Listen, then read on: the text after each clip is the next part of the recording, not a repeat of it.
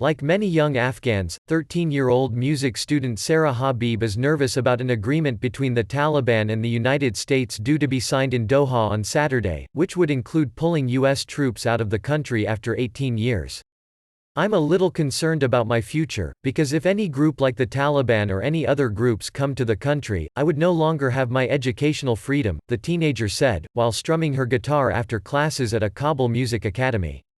The Taliban ruled Afghanistan from 1996 to 2001 after seizing power following years of civil war, and imposed many restrictions on women and activities it deemed un-Islamic. Since 2001, it has led a violent insurgency against the internationally backed government, killing thousands. Previous attempts at negotiating peace have been scuttled by violence, most recently last December, when an attack on a U.S. military base claimed by the Taliban put talks on hold.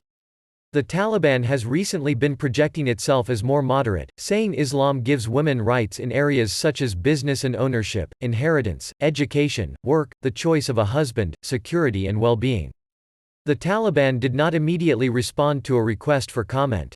Habib used to study at the International School of Kabul, where her favorite subject was music. After the school closed 5 years ago due to security issues, she decided to continue her guitar playing. "It made her and everyone around her happy," she says. 7 months ago, she joined the ASU Music Academy, where she and 3 other students sit in a small circle as they practice playing folk music, harmonizing on their guitars.